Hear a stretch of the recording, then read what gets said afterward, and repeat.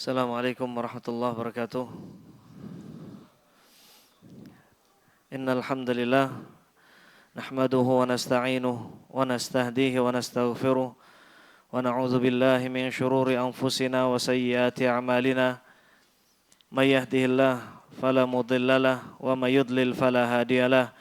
Asyhadu an la ilaha illallah wahdahu la syarikalah wa asyhadu anna Muhammadan 'abduhu wa rasuluhu man la nabiyya ba'dah.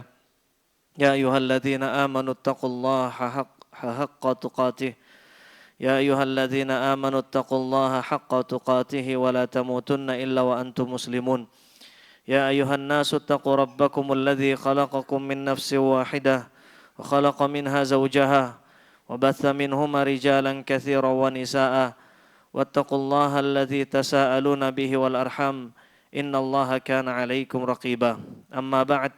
فإن أصدق الحديث كتاب الله وخير الهدي هدي محمد صلى الله عليه وسلم وشر الأمور محدثاتها وكل محدثة بدعة وكل بدعة ضلالة وكل ضلالة في النار.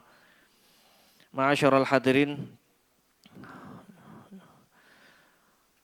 yang Allah tabaraka wa taala insyaallah muliakan dan rahmati, kita kembali melanjutkan pembahasan kita dari kitab Bahjah Qulubil Abrar wa Qurratu Uyunil Akhyar yang ditulis oleh Syekh Abdurrahman Ibn Nasir As-Sa'di rahimahullahu ta'ala rahmatan wasi'ah wa askanahu fasihah jannatih.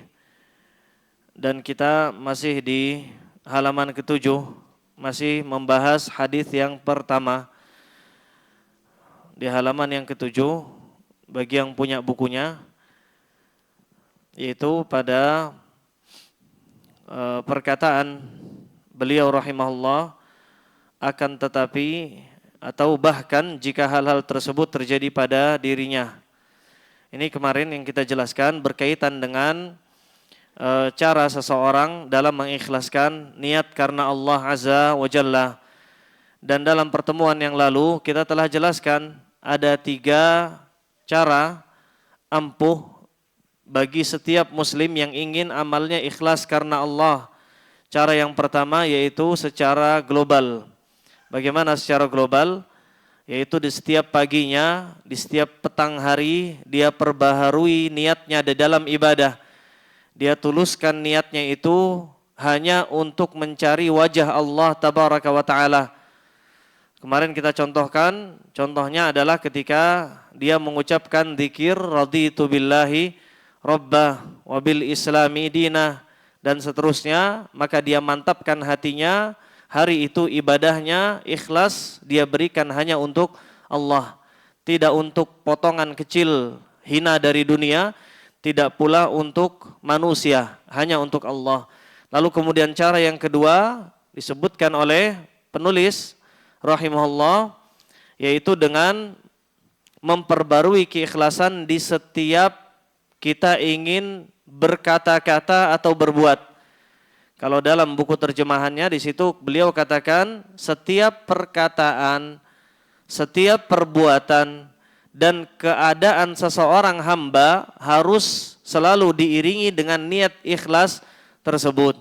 Dia perbaharui setiap kali dia ingin beramal, setiap kali dia ingin berkata, setiap kali dia ingin mengucapkan perkataan atau perkataan lisan atau perkataan hati, dia perbaharui niatnya.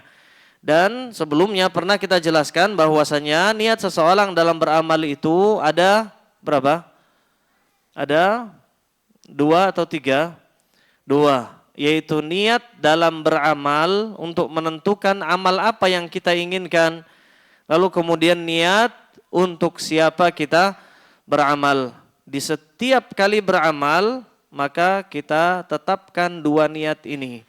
Barusan misalkan kita sholat sunnah, ba'diyah, ratibah, maghrib. Sebelum kita mulai sholat, kita berhenti sejenak, kita diam sejenak.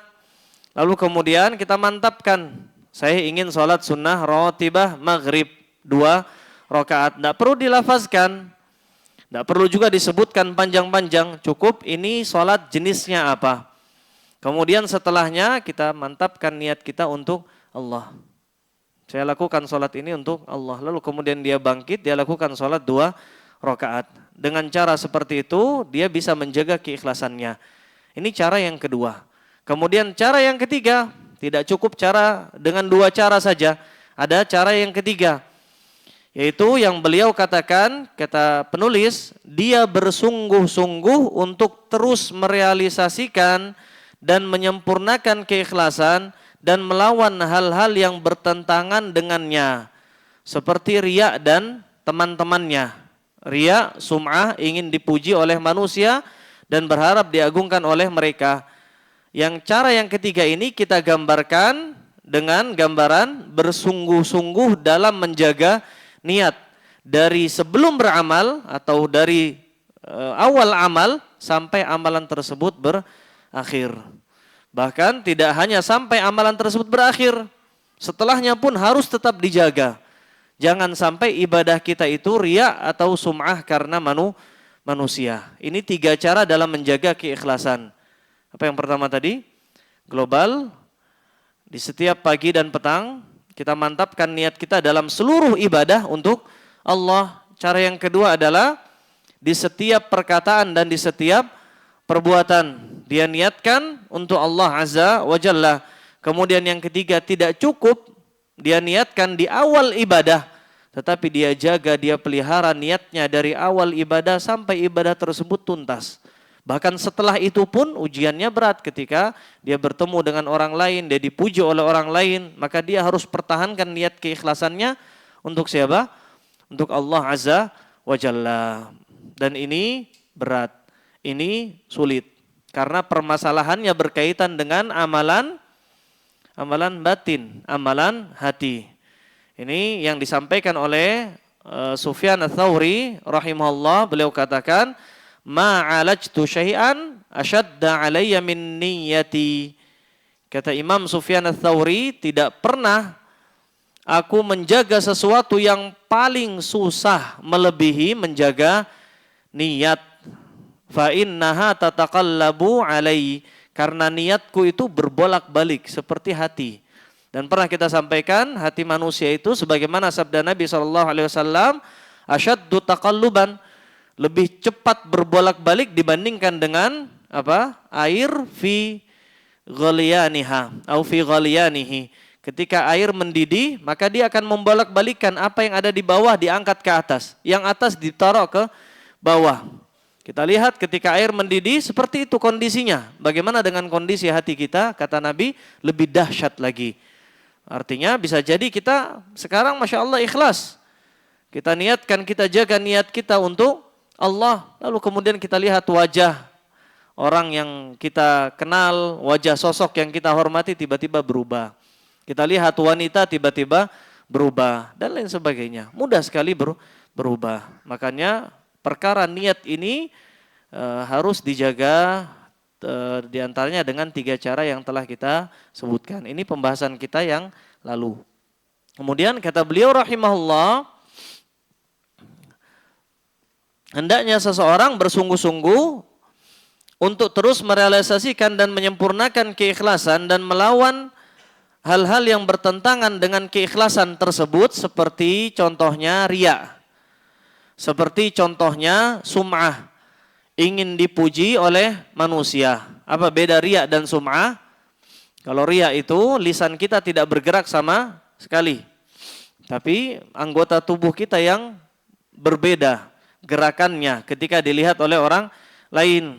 Ini yang disebut Nabi SAW sebagai syirik yang khafi, syirik yang lebih, kemarin kita sebutkan, lebih samar daripada langkah kakinya semut, karena masuk ke dalam hati manusia tanpa dia sadari. Niatnya sudah berubah bukan karena Allah tapi karena selain Allah. Ini riya. Kalau sum'ah itu lisannya yang berbicara, atau di zaman sekarang mungkin tidak hanya sekedar lisan tapi tangannya, dengan cara apa?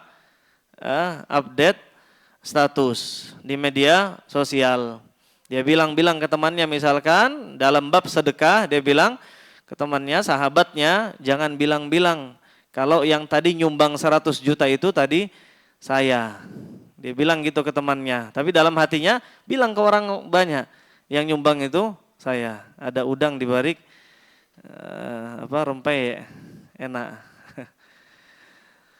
Kalau riya, terkait dengan riya, ini perlu kita jelaskan. Riya itu ada 3 macam.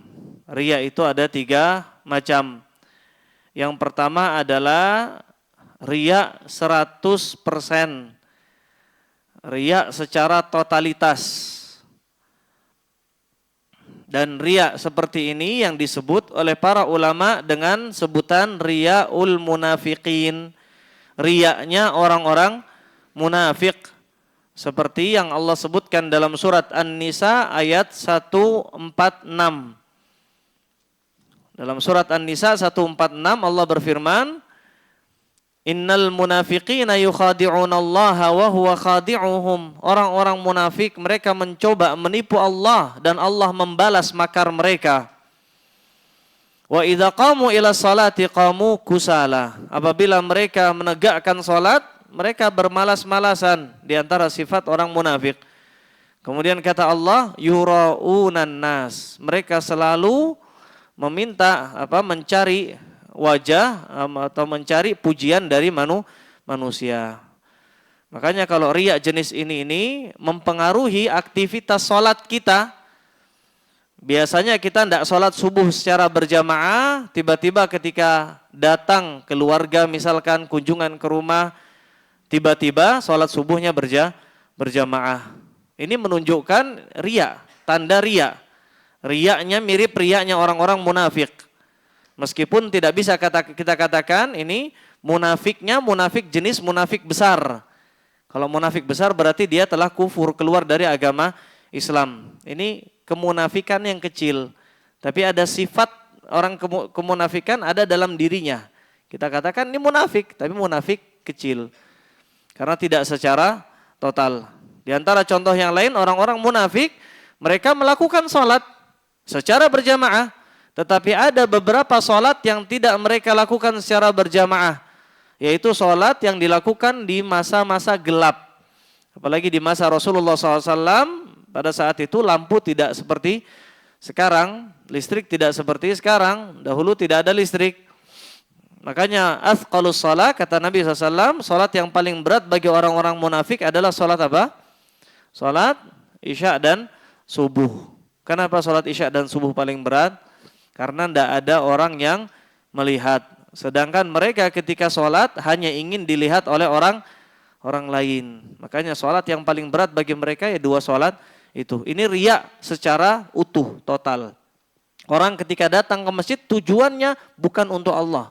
Tujuannya 100% untuk selain Allah. Ini riya secara total. Maka jenis yang pertama ini jelas-jelas membatalkan amal.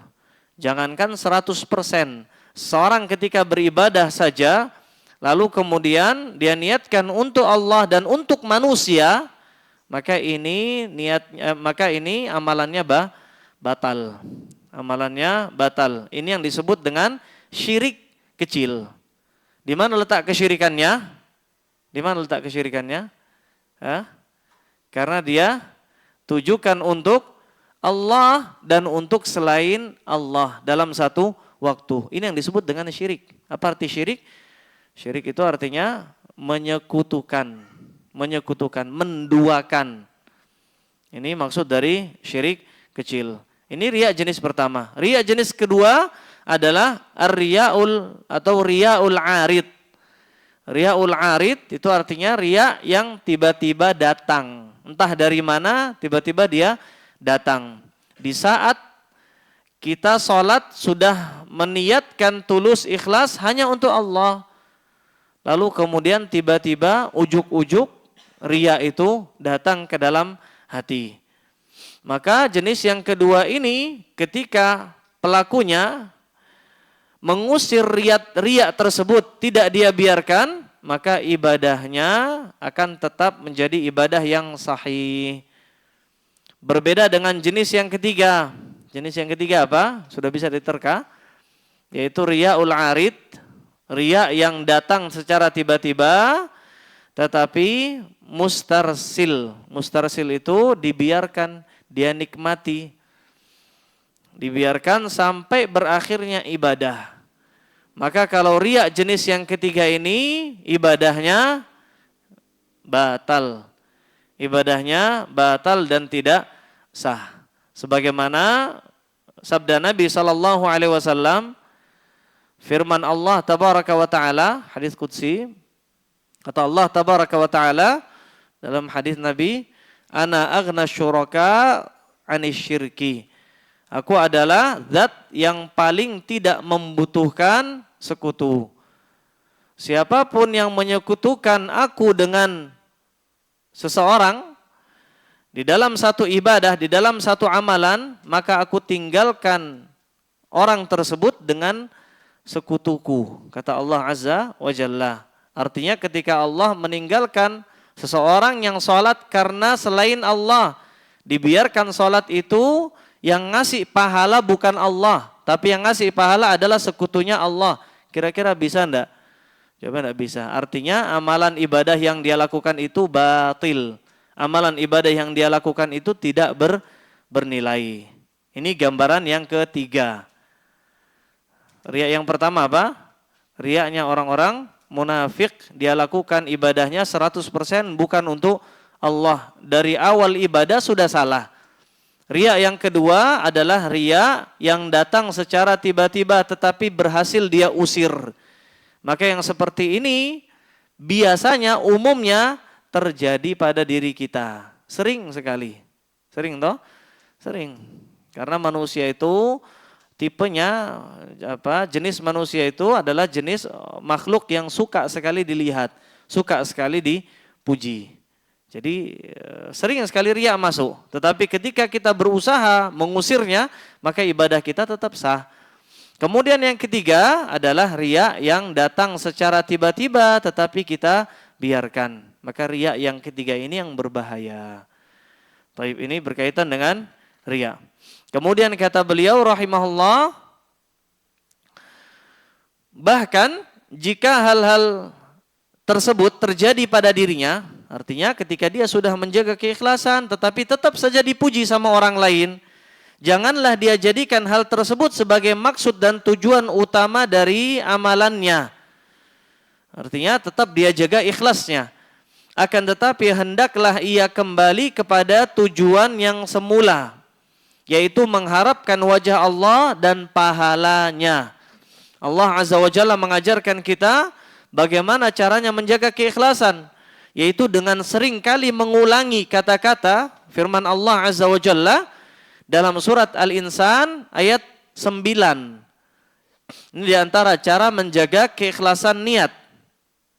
Ini masuk pada poin ketiga diantara cara menjaga ikhlas. Poin ketiga sebelumnya apa? Dengan cara menjaga niat ikhlas dari awal ibadah sampai ibadah itu berakhir. Gimana caranya? Seringkali mengulangi firman Allah dalam surat Al-Insan ayat 9. Yaitu pada firman Allah, innama nut'imukum liwajhillah la nuridu minkum jazaan wala syukura. Sungguh makanan ini kami berikan kepadamu hanya untuk mencari wajah Allah. Apa maksud wajah Allah kemarin? Wajah Allah di sini artinya mencari surga. Karena seorang mukmin akan menerima nikmat yang paling indah di surga kelak, yaitu nikmat melihat kepada wajah Allah Azza wa Jalla.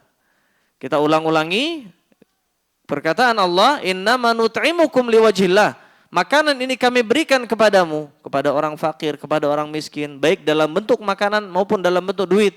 Liwajhillah, untuk mencari wajah Allah. La nuridu minkum jazaan wala syukura. Kita tidak butuh balas budi dari kalian dan juga tidak butuh syukron. Tidak butuh ucapan terima kasih, tidak butuh pujian dan lain sebagainya. Ini kita ulang-ulangi. Setiap kali ada panggilan untuk riya, kita katakan innama nut'imukum liwajhillah la nuridu minkum jazaan wala syukura. Insyaallah dengan cara seperti itu, dan kita akan sebutkan cara yang lain nanti, kita akan bisa menjaga keikhlasan. Yang Allah sebutkan dalam surat Al-Insan ayat berapa tadi? Ayat 9. Kemudian kata beliau, akan tetapi hendaklah ia kembali kepada tujuan yang semula, yaitu mengharapkan wajah Allah dan pahalanya. tanpa ada kepentingan sedikit pun terhadap manusia atau mengharapkan manfaat maupun pujian dari mereka. Dan jika ternyata ia mendapatkan pujian atau manfaat dari manusia tanpa dia harapkan, sudah dia jaga, jangan sampai dipuji oleh orang lain. Ternyata pujian itu tetap mengalir deras kepadanya. Maka bagaimana? Hal itu tidaklah mengurangi kadar keikhlasannya sedikit pun. Bahkan bisa jadi ia sebagai kabar gembira yang disegerakan. Ini termasuk yang disebutkan oleh Nabi SAW dalam hadis. Dalam buku ini ada hadis ke-95 dari buku ini. Hadis ke-95 yaitu pada sabda beliau SAW, tilka ajil bushra al-mu'min. Tentang pujian yang kita terima setelah kita beramal, ada orang lain ternyata lihat. Kita sudah berusaha menyembunyikan amalan kita, sedekah kita. Kita berusaha agar jangan sampai tangan kiri mengetahui apa yang dilakukan tangan kanan. Tapi ternyata masih ada saja yang memfoto misalkan. Masih ada saja yang melihat kita dipuji, kita disanjung. Maka pertama kali kita katakan innama nut'imukum liwajhillah la nuridu minkum jazaan wala syukura. Kemudian kedua kali hendaknya kita paham ini adalah kabar gembira yang disegerakan oleh Allah Azza wa Jalla. Ini terjadi atas kehendak Allah. Tujuannya agar menggembirakan hati kita. Apakah boleh kita berbangga diri, bahagia? Jawabannya, bangga diri boleh enggak? Bangga diri enggak boleh. Bahagia? Bahagia boleh. Karena ini kata Nabi SAW adalah ajil bushra. Ajil itu yang segera. Bushra, kabar gembira. Ajil bushra, kabar gembira yang Allah segerakan di dunia sebelum di akhirat. Di akhirat kita akan dapatkan pujian juga. Tetapi sebelum itu di dunia kita dapatkan pujian. Allah jadikan dunia kita seperti surga. Sebelum di akhirat kita pun masuk surga insya Allah. Jadi ini yang disebut oleh Nabi sebagai kabar gembira yang disegerakan. Jadi dalam konteks ini ketika kita menerima pujian maka kita harus mawas diri dan harus sangat-sangat berhati-hati. Maka tadi kita jaga zikir dalam surat Al-Insan ayat 9. Perkataan Allah, innama nut'imukum liwajhillah. Terus apa? La nuridu minkum jazaan wala syukura. Kemudian boleh kita berbahagia. Boleh kita berbahagia. Bahkan itu tanda keimanan. Sebagaimana sabda Nabi SAW, di antara tanda keimanan adalah apa hadisnya? Di antara tanda keimanan adalah bahagia ketika berbuat baik. Atau kama qala sallallahu alaihi wasallam. Dan di antara tanda keimanan adalah bersedih ketika berbuat buruk. Itu tanda hati kita masih terdapat keimanan. Lalu kemudian setelahnya kita memahami baik-baik fikih dalam basa-basi, fikih dalam pujian. Karena zaman sekarang orang banyak sekali yang gampang memuji. Dan dalam bab pujian ini Rasulullah SAW sebenarnya mewanti-wanti agar kita menghindari sahabat-sahabat yang suka berbasa-basi dalam memuji. Suka istilahnya memuji berlebihan. Kalau dalam bahasa hadis maddah. Kata Nabi SAW, yakni yahthi ala wajhi turab. Hendaknya kamu lemparkan ke wajah mereka pasir. Jadi kalau ada orang muji kita, tunggu sebentar. Kemudian orangnya nanya, kenapa? Tunggu sebentar, saya cari pasir dulu. Untuk diapain? Ini ulama khilaf ya. Maksudnya apa? Maksudnya melemparkan ke wajahnya pasir. Sebagian ulama tidak menafsirkan hadisnya sebagaimana konteks hadis. Sebagaimana teks hadisnya. Tapi dibawa kepada konteksnya adalah mencela pujian secara berlebihan. Artinya kita hindari orang seperti itu. Tanpa perlu melemparkan ke wajahnya pasir. Cukup kita titeni, oh ini wajah orang yang suka muji berlebihan. Tidak kita jadikan sebagai kawan. Itu saja, kemudian kita menghindar. Itu maksud yang diterjemahkan oleh sebagian ulama. Ini termasuk diantara fikih mujamalah. Kemudian diantara fikih mujamalah itu fikih ketika menerima pujian dari orang lain. Karena pujian dari orang lain ini banyak membinasakan orang yang taat beribadah. Orang-orang saleh banyak binasa bukan karena setan dari kalangan jin, tapi binasanya dari kalangan manusia. Karena pujian akhirnya kopiahnya tidak cukup sudah. Kenapa? Kepalanya makin besar. Kepalanya makin besar. Akhirnya nggak cukup kopiahnya. Akhirnya setelah itu dia mulai muncul rasa ria. Sifat ria mulai muncul dari dalam hatinya karena sebab pujian oleh orang lain. Makanya Nabi ajarkan kita untuk menghindari orang-orang yang gemar memuji berlebihan. Itu yang pertama.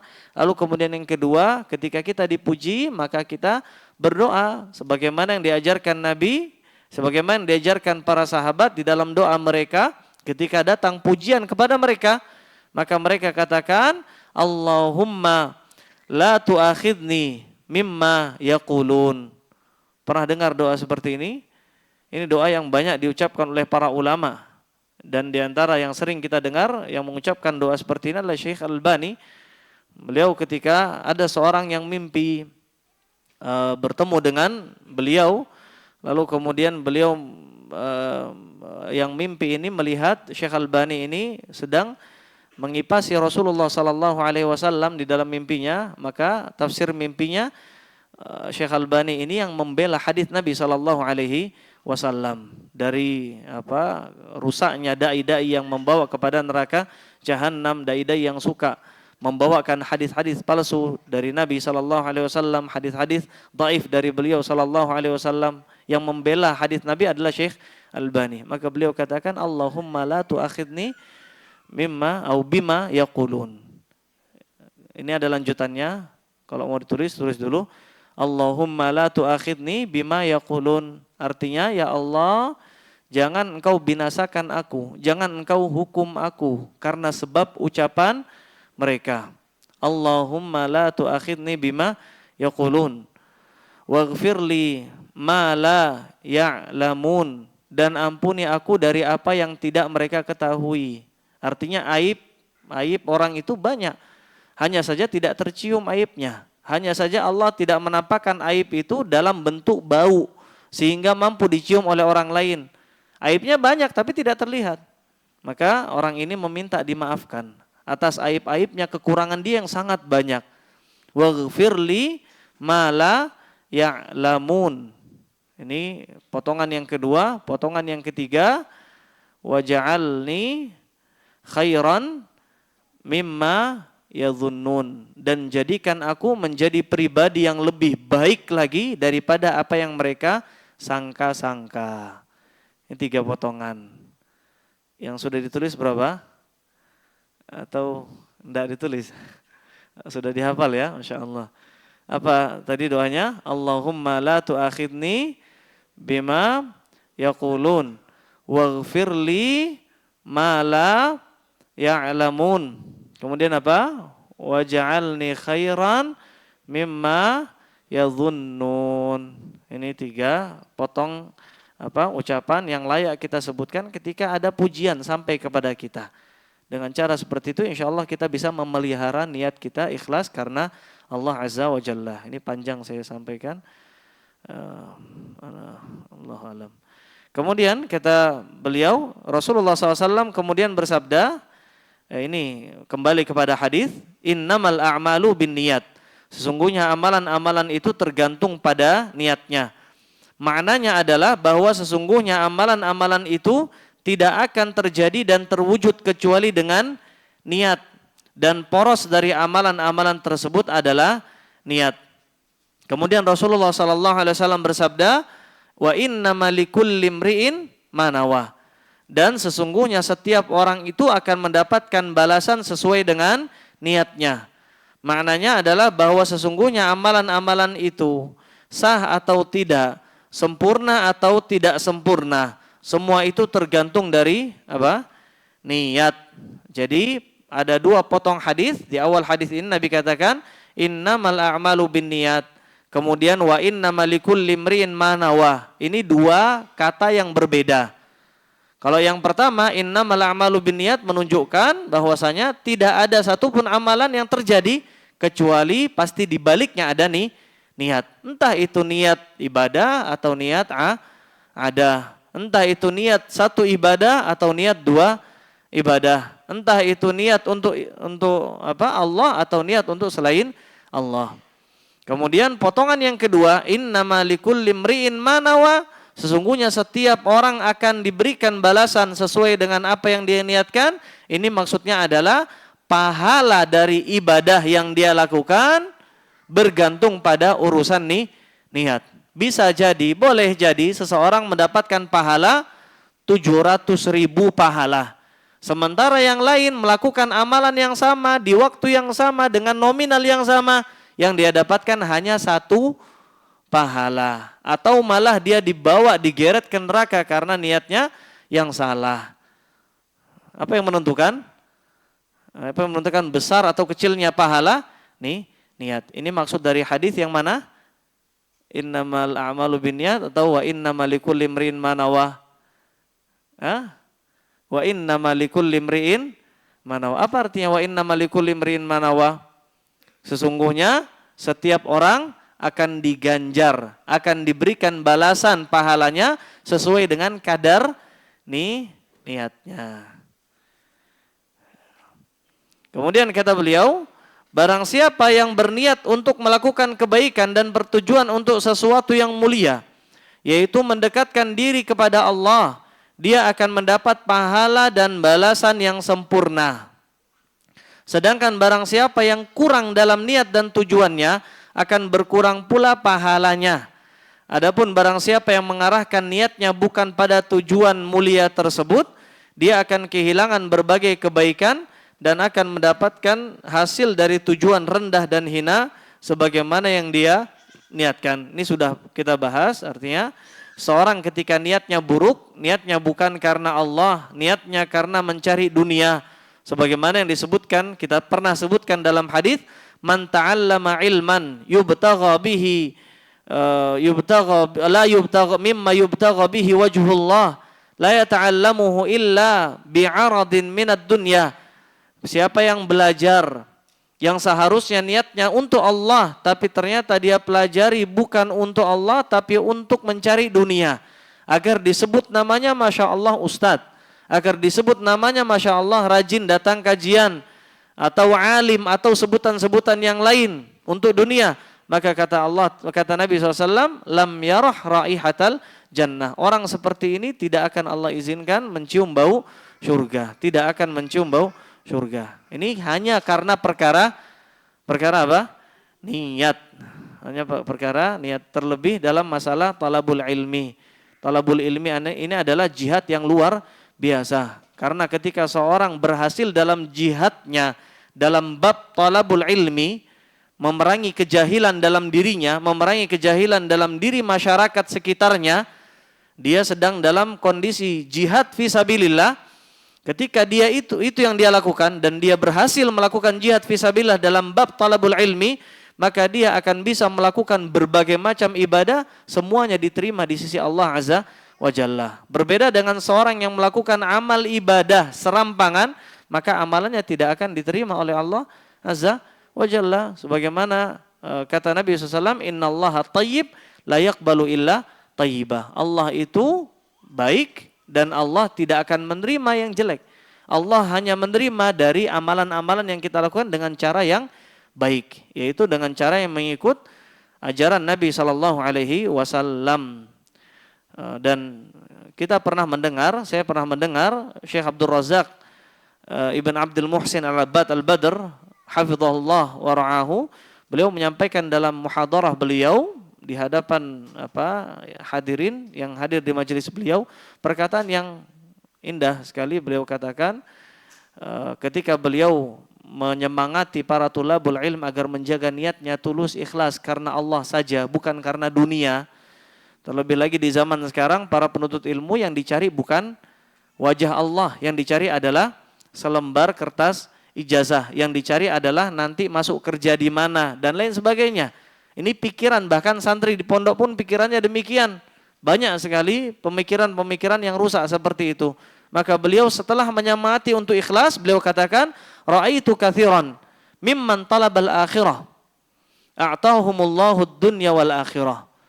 Kata beliau hafizahullah, aku melihat banyak sekali para penuntut ilmu yang mereka niatkan kegiatan mereka untuk Allah saja, untuk akhirat saja.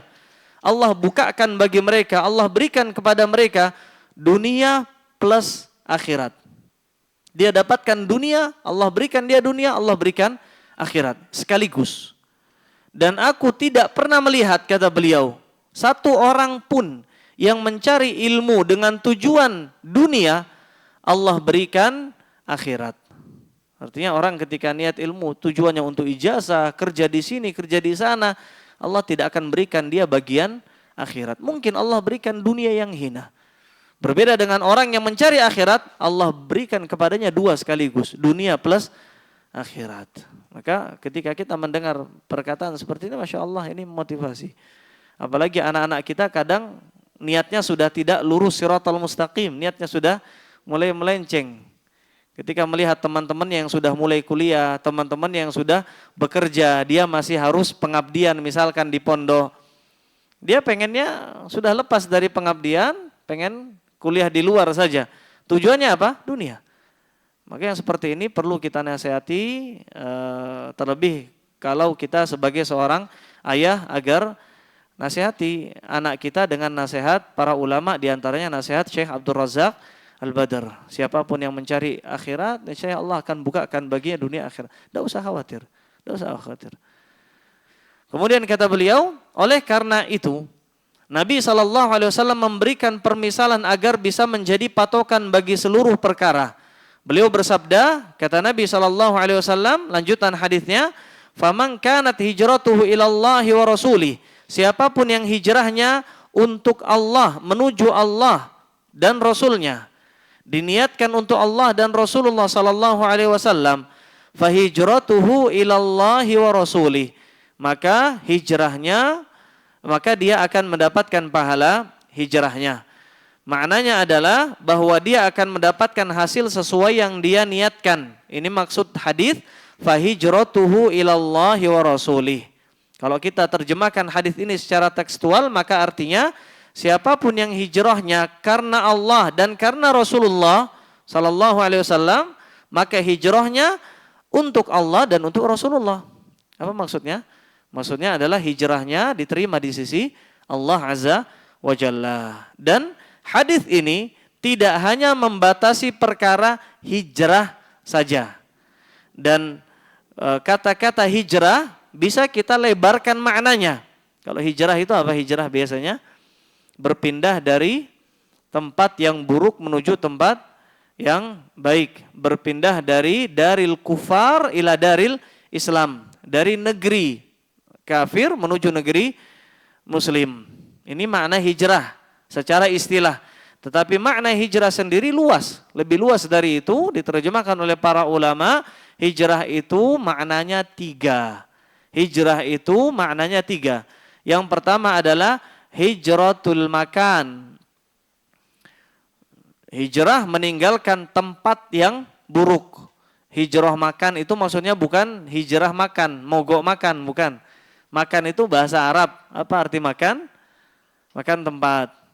Bukan mogok makan. Hijratul makan maksudnya adalah meninggalkan tempat buruk.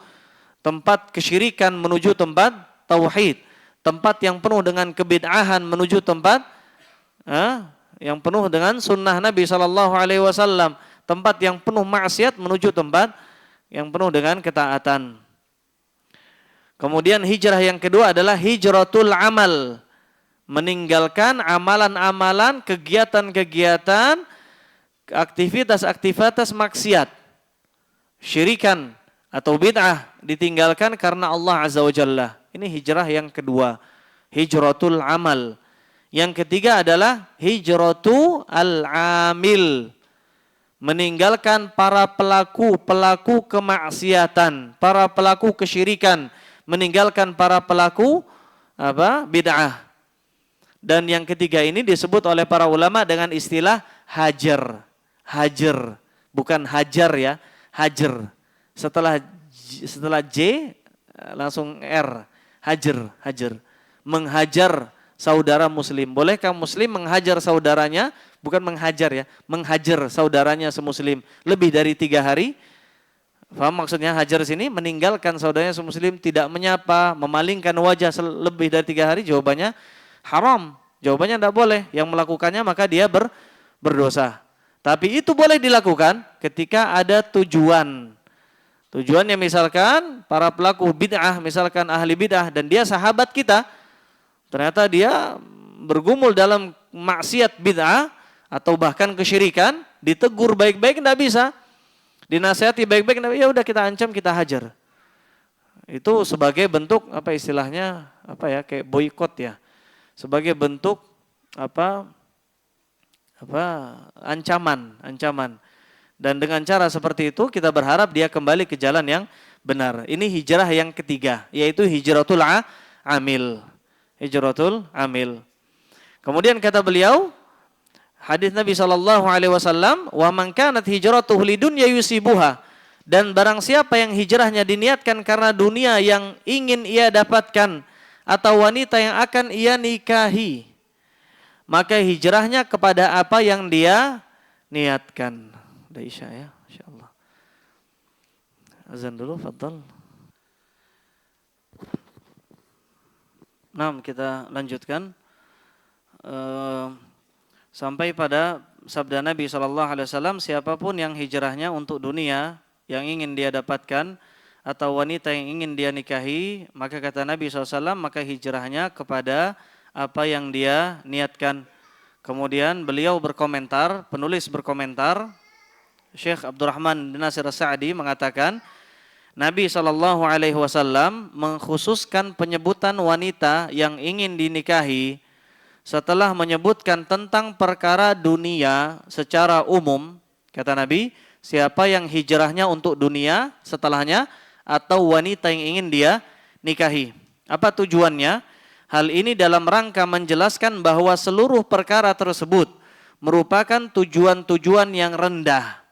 Menunjukkan bahwasanya hijrah hanya sekedar karena perkara wanita saja, itu adalah perkara yang dani. Karena dunia itu diambil dari akar kata dani. Dani itu sesuatu yang rendahan, sesuatu yang remeh, sesuatu yang temeh. Kalau biasa orang kalau menunjukkan kemuliaan itu, tempat tinggi itu menunjukkan kemuliaan. Tapi tempat rendah itu menunjukkan, menggambarkan apa? Becek, terus apa? Kotor, menjijikkan. Nah itu dunia. Kenapa disebut dunia dengan dunia? Karena dari dani, remeh. Kenapa Nabi menyebutkan wanita, seorang yang hijrah karena wanita yang ingin dia nikahi, menunjukkan ini adalah perkara yang remeh, temeh, yang tidak layak untuk diperjuangkan. Maka ini menjadi nasihat terutama bagi para pemuda yang belum menikah, yang mana godaan wanita itu sangat amat besar, untuk jangan sampai dia gadaikan keimanannya hanya untuk wanita yang ingin dia nikahi. Jangan sampai dia hijrah atau berubah menjadi baik bukan karena Allah, tapi dia jadikan itu karena dunia atau karena wanita. Ini suatu yang sangat remeh. Bahkan Nabi SAW dalam hadis ini, dalam potongan hadis yang sama, Nabi tidak menyebutkan dunia dan wanita 2 kali. Berbeda dengan potongan yang sebelumnya ketika Nabi mengatakan siapapun yang hijrah untuk Allah dan Rasulnya, apa kata Nabi? Maka hijrahnya untuk Allah dan Rasulnya. Setelahnya siapapun yang hijrah untuk dunia atau wanita, apa kata Nabi? Maka hijrahnya untuk apa yang dia niatkan. Nabi tidak sebutkan dunia 2 kali. Karena begitu remehnya dunia di mata Nabi SAW, sehingga tidak layak untuk disebutkan dua kali. Sedangkan kita setiap kali berjumpa yang kita sebutkan hanya tentang mobil, tentang apa lagi? Ya semua tentang dunia. Ini menggambarkan apa? Kurangnya keimanan kita. Allahul musta'an. Kemudian kata beliau, begitu juga ketika Rasulullah SAW ditanya tentang seorang laki-laki yang berperang dengan gagah berani dan penuh semangat supaya ingin dilihat kedudukannya di barisan peperangan, apakah ini termasuk jihad di jalan Allah? Maka beliau SAW, ini bab jihad, jihad yang benar-benar jihad di jalan Allah, peperangan. Orang yang berperang dengan gagah agar disebut-sebut namanya, agar dilihat oleh orang lain. Kata Nabi SAW, man qatala litakuna kalimatullahiyal ulya fahuwa fi sabilillah. Siapapun yang perangnya agar meninggikan kalimat Allah, kalimat tauhid la ilaha illallah, maka itulah yang dinamakan jihad fi sabilillah.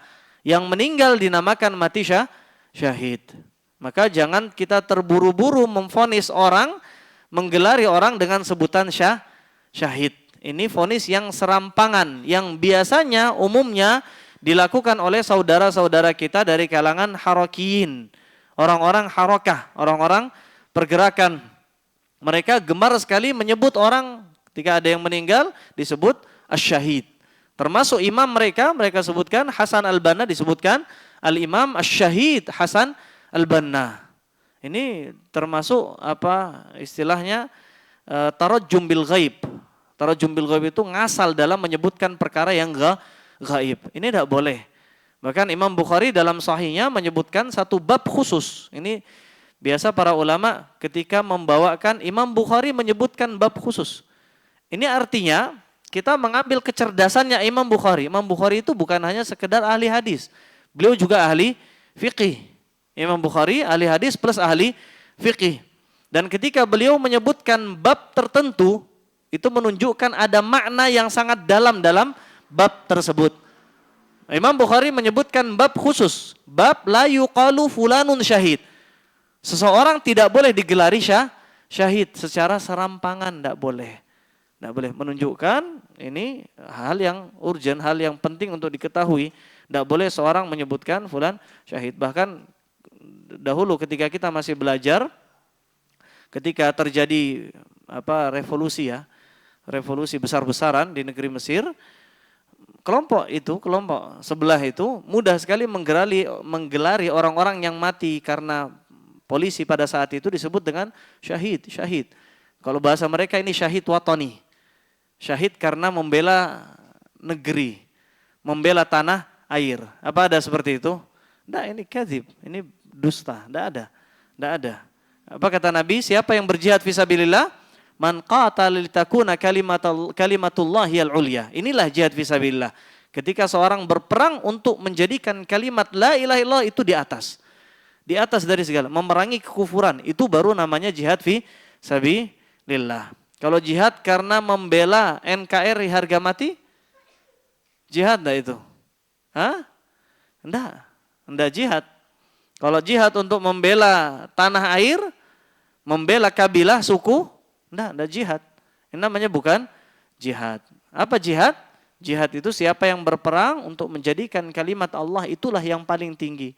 Demi Allah, demi mencari wajah Allah, itulah yang dinamakan jihad, yang meninggalnya disebut dengan mati syahid. Dan banyak sekali alasan ketika kita berperang untuk membela negara, kita jadikan itu sebagai alasan jihad fisabilillah. Dengan cara apa? Ya kita yakini bahwasanya negeri ini adalah negeri Islam. Negeri kita negeri Islam atau enggak? Atau negeri kafir? Kalau negeri kafir hijrah berarti ya, jangan di sini. Negeri kita negeri Islam, di antara tandanya adalah syariat Islam tersebar luas. Di mana-mana kita temukan masjid, di antara tandanya adalah pemimpinnya pemimpin Muslim.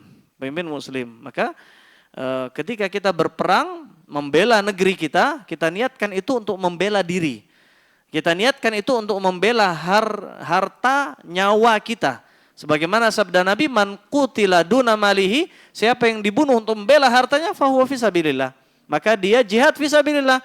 Man qutila duna malihi, siapa yang mati karena membela nyawanya atau hartanya, maka itu jihad fisabilillah. Kita niatkan, ini negeri kita, ini negeri Islam, demi membela agama Islam agar tidak dijajah orang-orang kafir, karena yang biasanya menjajah itu orang kafir ya, orang kafir. Maka kita membela, mempertahankan negeri Islam. Cukup seperti itu, maka ini litakuna kalimatullahiyal ulia. Dengan cara seperti ini mati kita mati syahid. Allah Ta'ala berfirman tentang perbedaan derajat infak. Ini banyak ya dibahas ya. Ini tentang infak. Infak pun sama. Seorang ketika infak karena Allah, maka Allah samakan. Kita lihat artinya dalam surat Al-Baqarah 265. Kata Allah Azza wa Jalla, Dan perumpamaan orang-orang yang membelanjakan hartanya atau mensedekahkan hartanya karena mencari keridhaan Allah Azza wa Jalla dan untuk keteguhan jiwa mereka adalah seperti sebuah kebun yang lebat yang terletak di dataran tinggi dan disiram oleh hujan yang lebat. Maka semakin hujan tersebut menghujani kebun itu, maka kebun itu akan menghasilkan buahnya 2 kali lipat. Jika hujan lebat tidak menyiraminya, maka hujan gerimis pun memadai. Artinya gambarannya kebun yang disirami hujan, apa yang akan terjadi? Buah-buahannya akan keluar. Itu gambaran orang sedekah karena Allah. Di ayat yang sebelumnya 264 Allah sebutkan gambaran orang yang niat sedekahnya bukan karena Allah, adalah seperti apa kata Allah tabaraka wa taala, kalladzi yunfiqu malahu ria'an nas wa la yu'minu billahi wal yaumil akhir famathaluhu kamathali safwanin 'alaihi turab. Seperti pasir-pasir batu yang batu marmer mungkin ya, ditaruh di atasnya pasir. Lalu kemudian ketika asabahu wabil, ketika dituruni hujan lebat, apa yang terjadi? Maka pasir tersebut akan hilang, tidak bersisa, dan semua prosesnya dia lihat. Dan di akhirat pun demikian. Orang yang menginfakkan hartanya bukan karena Allah, tapi karena niat yang lain selain Allah, Allah akan datangkan amalannya, Masya Allah, menggunung. Lalu kemudian Allah akan habiskan seperti pasir yang diletakkan di atas batu marmer. Kemudian Allah turunkan hujan, apakah tersisa pasir itu sedikit pun? Jawabannya tidak tersisa sedikit pun. Hilang, sudah nggak ada amalannya. Kata Allah, wa qadimna ila ma 'amilu min amal faja'alnahu haba'an manthura. Kami akan tampakkan amalan mereka banyak. Lalu kemudian kami jadikan amalan tersebut seperti debu yang beterbangan. Ini gambaran orang yang berinfak, sama-sama berinfak. Mungkin nominalnya juga sama. Tetapi yang membedakan keduanya adalah apa? Niat. Ini perkara yang diremehkan tapi berefek yang sangat besar sekali. Seperti itulah kata beliau kondisi seluruh amalan. Kemudian beliau sebutkan, ini yang saya baca ini di halaman 9, paragraf akhir. Kata beliau, besarnya pahala yang didapatkan tergantung dari keimanan dan keikhlasan yang ada dalam hati. Sampai-sampai seseorang yang memiliki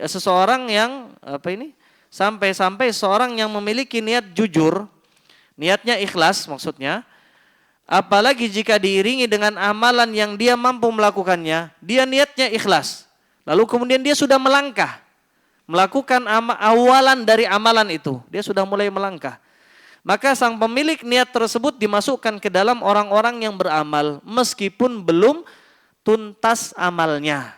Gambarannya adalah pada firman Allah, kata Allah, wa may yakhruj min baitihi muhajiran. Ada kan di dalam surat ini, saya baca dari pertengahan. Wa may yakhruj min baitihi muhajiran. Artinya kita lihat, siapa yang keluar dari rumahnya, halaman baru, dengan maksud berhijrah kepada Allah dan Rasulnya, kemudian dia meninggal, kemudian dia mati, sebelum sampai ke tempat hijrahnya, maka sungguh telah tetap pahalanya di sisi Allah, meskipun amalannya belum tuntas, meskipun dia baru melangkah. Tapi ketika dia sudah niatkan tulus untuk Allah, kemudian dia sudah mulai melakukan awalan amal, sudah mulai beramal, ibarat kata orang kalau mau sholat, baru Allahu Akbar, lalu kemudian ajal menjemput mati, maka pahalanya dihitung di sisi Allah 100%. Allah masukkan dia ke dalam golongan orang yang beramal. Demikian pula dalam hadis sahih marfu'. Apa arti marfu'? Apa arti marfu'? Ini pelajaran mustalah hadis. Apa arti marfu'? Ada di situ. Sampai kepada Rasulullah sallallahu alaihi wasallam. Jadi ini hadis Nabi. Kata Nabi SAW, idza maridal abdu aw safara kutiba lahuma kan, ini ada salah ya. Kutiba lahu ma, ada spasi ya. Kutiba lahu ma kana ya'malu sahihan muqiman. Ini baru tahu juga saya. Kutiba lahu ma kana ya'malu sahihan muqiman. Ada riwayat yang lain, mithlu atau mithla atau mithlu makana ya'malu sahihan muqiman, naibul fi'il ya, naibul fa'il. Mithlu ma ya'malu sahihan muqiman. Artinya boleh ditambah mithlu ma nyambung, mithlu ma. Atau kutibalahu ma, spasi, lahu ma, kana ya'malu sahihan muqiman. Artinya jika seorang hamba sakit atau dalam perjalanan akan dicatat baginya pahala sebagaimana yang biasa dia lakukan ketika dia sehat dan ketika dia sedang mukim, tidak sedang safar. Paham maksudnya? Maksudnya Allah Azza wa Jalla akan mencatatkan baginya pahala sesuatu yang tidak dia lakukan. Karena sebab apa? Karena sebab pertama karena niat, yang kedua karena apa? Karena kebiasaannya dalam beramal. Karena kebiasaannya dalam beramal dan karena niatnya. Demikian pula dalam sabda Nabi yang lain, Inna bil Madinati aqwaman. Sesungguhnya di kota Madinah, pada saat itu sahabat keluar dari kota Madinah untuk berperang. Sesungguhnya di Madinah sana ada sekelompok sahabat, sekelompok orang, masirtum masiron, tidaklah kalian menempuh satu perjalanan dan tidaklah kalian menyeberangi lembah kecuali mereka bersama kalian, padahal mereka di rumah. Padahal mereka tidak berlelah-lelah, padahal mereka tidak berkendara, tidak berpeluh. Mereka di rumah. Tapi pahala mereka dapatkan. Kata penulis, yaitu dalam niat hati dan pahala mereka. Para sahabat mereka yang tidak pergi berjihad, mereka menemani sahabat yang pergi berjihad, menemani dalam bab niat, dalam hati dan dalam pahala mereka. Apa sebab mereka tidak berangkat? Habasahumul uzru. Karena mereka terhalangi oleh uzur. Ini menunjukkan kepada kita bahwasanya seorang ketika sedang dalam posisi tidak bisa beramal, tetapi ada niat dalam hatinya yang dia mantapkan, saya ingin sholat, tapi tidak bisa. Karena safar, karena di kereta, karena di bus, dia tidak bisa. Dan dia sudah terbiasa melakukan seperti itu, maka dia Allah masukkan dalam orang-orang yang beramal, meskipun dia tidak beramal. Ini luar biasanya urusan nih, niat, dan luar biasanya urusan membiasakan amalan-amalan saleh meskipun sedikit. Tiap malam sholat 1 rakaat, kemudian puasa Ayyamul Bid saja 3 kali dalam 1 bulan. Kemudian sedekah biasa sehari berapa? 1.000 rupiah mungkin. 1.000 rupiah kecil sekali. 10.000 rupiah misalkan dia sedekahkan sehari, itu dia lakukan. Kemudian ketika dia tidak punya kesempatan untuk beramal sebagaimana biasanya, dan dia niatkan dari dalam hatinya, maka Allah catatkan. Meskipun dia sudah tiada, meskipun dia sudah meninggal, pahalanya terus Allah catatkan, meskipun dia tidak bisa beramal. Ini luar biasanya apa? Urusan niat dan membiasakan amalan soleh meskipun sedikit. Allah Ta'ala a'la wa alam. Allah Ta'ala a'la wa alam. Wa sallallahu wasallam ala nabiyyina Muhammad wa ala washabihi ajma'in. Cukup sampai di sini insyaallah. Gitu. Gimana? Oh, pertanyaan. Monggo, Pak. Monggo.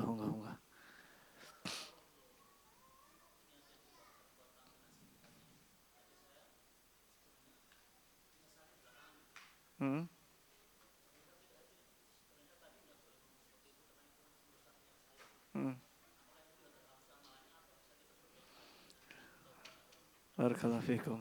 Nah, barakallahu fikum. Baik. Pertanyaannya, bagaimana dengan seorang yang sudah selesai beramal, tapi ketika dia beramal ada kata-katanya yang mungkin mengotori niatnya, atau ada niat riya yang masuk ke dalam hatinya? Gimana caranya membersihkan noda seperti itu padahal dia sudah selesai beramal? Pertama yang harus kita pahami adalah niat itu letaknya sebelum ibadah. Dan ini sudah kita sampaikan di pertemuan yang lalu. Artinya ketika seorang rusak niatnya dari asalnya, maka amalan tersebut Allahu alam tidak akan diterima di sisi Allah. Artinya ketika seorang sholat tujuannya bukan untuk Allah, tujuannya untuk manusia, maka amalan tersebut tertolak. Tidak ada yang tersisa baginya kecuali bertaubat kepada Allah Azza wa Jalla dan memperbanyak kalau dalam bab salat atau dalam bab yang lain memperbanyak amalan-amalan sunnah. Karena amalan sunnah ini diantara fungsinya adalah dia untuk jabr, untuk menutupi kekurangan pahala salat-salat wajib, menutupi kekurangan pahala sedekah-sedekah wajib, zakat atau yang lain sebagainya. Itu kalau rusak dari awal niatnya. Tapi bagaimana kalau kondisinya? Tadi kita sebutkan kan 3 kondisi riya kan? Masih ingat nggak? Kondisi yang kedua apa? Riya datang tiba-tiba merusak amalan. Kalau ini yang terjadi bagaimana? Kalau ini yang terjadi, maka rusaknya atau ucapan di dalam hati itu ada istilahnya atau dalam bahasa hadis ada namanya hadithun nafsi. Hadithun nafsi itu ucapan hati. Kalau itu hanya berupa ucapan hati yang terlintas sebentar saja atau mungkin berkali-kali tapi dia berusaha untuk mengusirnya, maka ucapan hati ini ma'fu, diampuni. Sebagaimana yang disebutkan dalam hadis, innallaha tajawaza an ummati ma hadatsat bihi nafsuh. Sungguhnya Allah mengampuni umatku apa yang terjadi dari ucapan hatinya.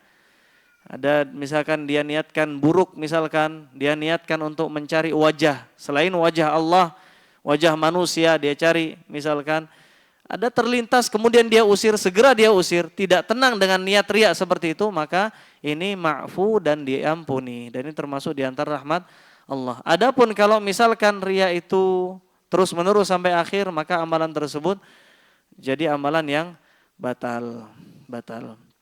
Jadi ketika itu yang terjadi, tidak ada pilihan lain selain bertaubat, lalu kemudian mengambil itu sebagai muhasabah diri, memperbaiki niat di lain waktu. Allahu alam. Dan ada doa dari Umar bin Khattab radhiyallahu anhu di dalam menjaga niat, dan ini udah kita sebutkan ya kemarin. Sudah kita sebutkan belum kemarin? Apa doa yang diajarkan Umar bin Khattab dalam menjaga niat? Apa? Mana catatannya? Allahumma inni a'udzubika. Taib, ini termasuk kesyirikan adalah syirik kecil ya. Riya, boleh kita berdoa Allahumma inni a'udzubika an usyrika bika mala alam wa astaghfiruka fima a'lam, itu termasuk karena riya itu dosa kesyirikan. Yang saya maksud adalah doa yang lain. Doa yang lain. Ini sudah kita jelaskan kemarin. Ada yang punya catatannya? Hadiahnya di sisi Allah. Ada yang ada catatannya? Apa? Di antara doanya adalah sebagaimana doa yang sering disebutkan oleh Syekh bin Baz rahimahullah ta'ala. Beliau sering berdoa dengan doa Allahumma aslih li qalbi wa amali. Allahumma aslih li qalbi wa amali. Artinya, ya Allah, perbaikilah hatiku, perbaikilah amal ibadahku. Itu diulang-ulangi. Dan saya pernah mendengar rekaman suara beliau, Syekh bin Baz rahimahullah, ketika beliau, ini sepertinya sudah pernah kita sampaikan dalam pembahasan dakwah, ketika beliau ditanya, orang itu bertanya, dan beliau dalam posisi sedang mendengar, terdengar suara zikir beliau, Allahumma aslih li qalbi wa amali, Allahumma aslih li qalbi wa amali. Dia ulang-ulangi perkataan seperti itu untuk menjaga niat. Apa doanya tadi? Allahumma aslih li qalbi wa amali. Artinya, ya Allah, perbaikilah hatiku dan perbaikilah amalanku. Jadi mungkin itu bisa. Allahu alam. Khair, mungkin kita cukupkan sampai di sini, sedikit sekali dan cepat sekali waktu berlalu. Namun kita berharap semoga waktu yang berlalu ini menjadi waktu yang berkah untuk kebaikan kita di dunia sebelum di akhirat. Allahu alam. Subhanakallahumma bihamdik, syaitan astaghfiruka wa atubu ilaik. Assalamualaikum warahmatullahi wabarakatuh.